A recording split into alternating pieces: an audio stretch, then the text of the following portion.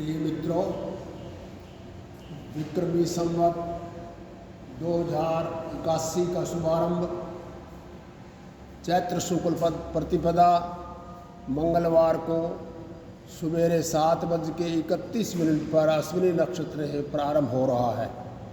आप सबको बधाई, शुभकामनाएं।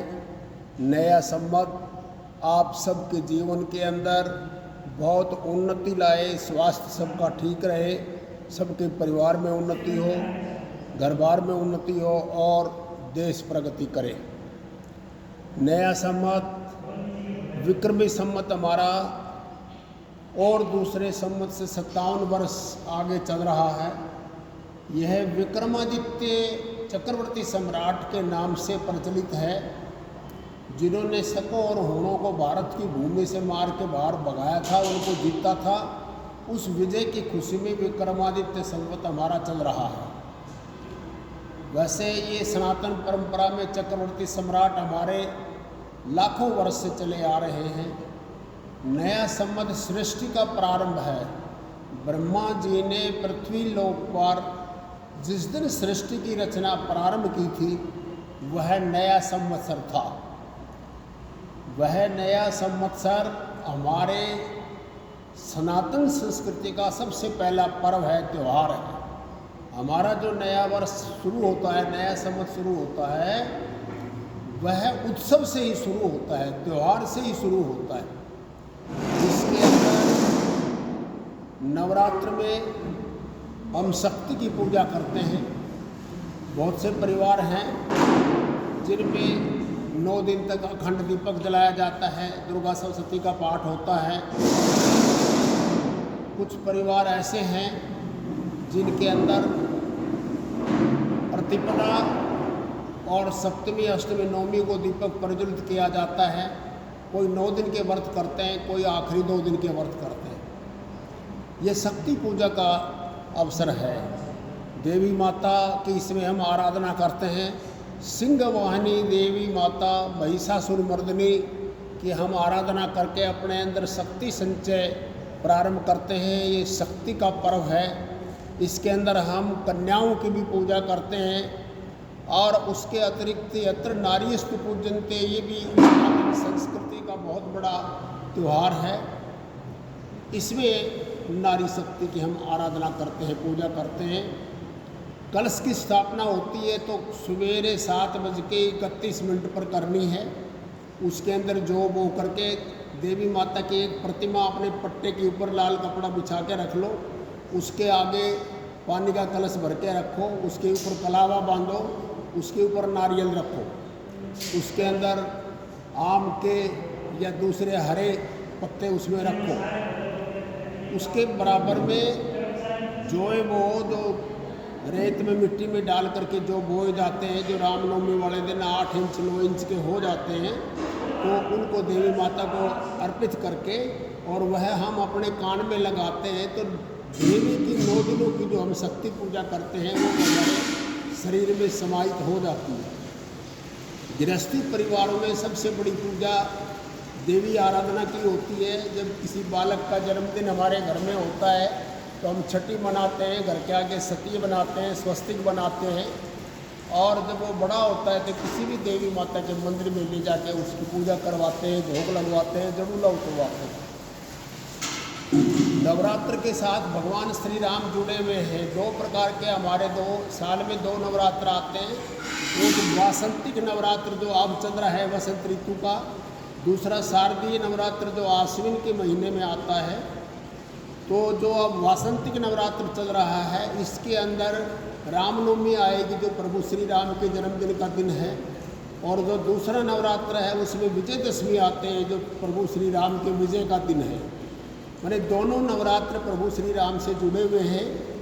और बहुत से धार्मिक सज्जन नवरात्रों में 9 दिन रामायण का नवान पारायण करते हैं। कोई थोड़ा अध्याय पढ़ते हैं, कोई सुंदरकांड का पाठ करते हैं, कोई हनुमान चालीसा का पाठ करते हैं।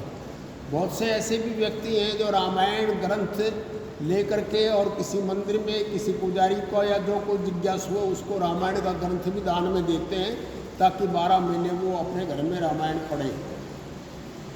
रामायण से हमारे परिवार के अंदर जो अमृत वर्षा होती है, उसके जो संस्कार आते हैं, उससे 3 पीढ़ियाँ स्वस्थ होती हैं। इस बार जो नया संवत आ रहा है, इसका समुद्र के किनारे रोहिणी के तट के ऊपर निवास है और संवत का बासा धोबी के घर में है।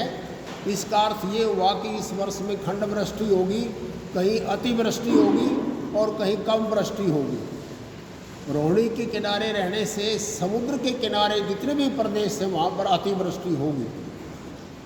यह अश्विनी नक्षत्र से प्रारंभ हो रहा है नया वर्ष और मंगलवार से प्रारंभ हो रहा है। ये एक बहुत अच्छा भारतवर्ष के लिए बड़ा अच्छा संयोग है, अश्विनी नक्षत्र और मंगलवार, क्योंकि जो अश्विनी नक्षत्र है उसकी राशि मेष होती है और मंगल की राशि मेष और वृश्चिक दोनों होती है। तो मेष राशि से ये प्रारंभ हो रहा है। इसका अर्थ ये हुआ कि इस वर्ष में भारत की सैन्य शक्ति इतनी प्रबल हो जाएगी, भारत की सेना इतनी शक्तिशाली हो जाएगी कि संसार में कोई देश इस तरफ देखने की हिम्मत नहीं करेगा और भारत की सेना नए कीर्तिमान इस वर्ष स्थापित करेगी। संसार के अंदर भारत की सेना की जय जयकार होगी। मंगलवार को शुरू हो रहा है। हमारे जो यशस्वी प्रधानमंत्री हैं, जिन्होंने ये जो विक्रमी संवत है इससे ठीक पहले 24 जनवरी, जिसको हम राम वर्ष भी कहते हैं, उस दिन अयोध्या में रामलला की स्थापना की, उनकी मूर्ति प्रतिष्ठा की और उसके अतिरिक्त उसमें सारे संसार को राम में बना दिया। राम हमारी अंतरात्मा में है, राम भारत के कण कण में है, राम के बिना भारत की कल्पना नहीं की जाती। तो वह राम भक्त बन करके हनुमान का रूप वो समझ लीजिए नरेंद्र मोदी को। उनकी राशि वृश्चिक है और वृश्चिक राशि का स्वामी भी मंगल है और मंगलवार को नया संवत शुरू हो रहा है। तो ये निश्चित है कि नरेंद्र मोदी विक्रमादित्य के समान संसार के अंदर नाम करेंगे, अपने पद की प्रतिस्थापना करेंगे।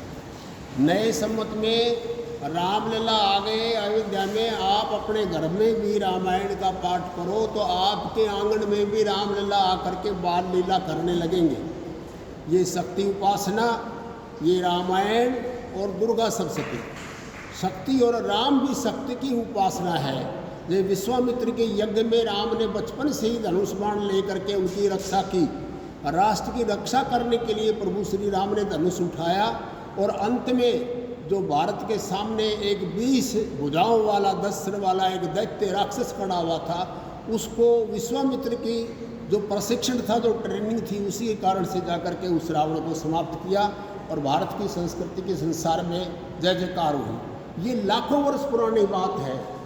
आज भी सारे संसार में प्रभु श्री राम के जय जयकार होते हैं। हम भारत के 2 आदमी आपस में मिलते हैं तो एक दूसरे से राम राम कह करके ही संबोधन करते हैं। हमारे देश का जो संस्कार है वो सनातन है, सनातन संस्कृति हमारा संस्कार है, सनातन धर्म ही हमारी आवाज़ है और यह त्योहारों का पर्व है।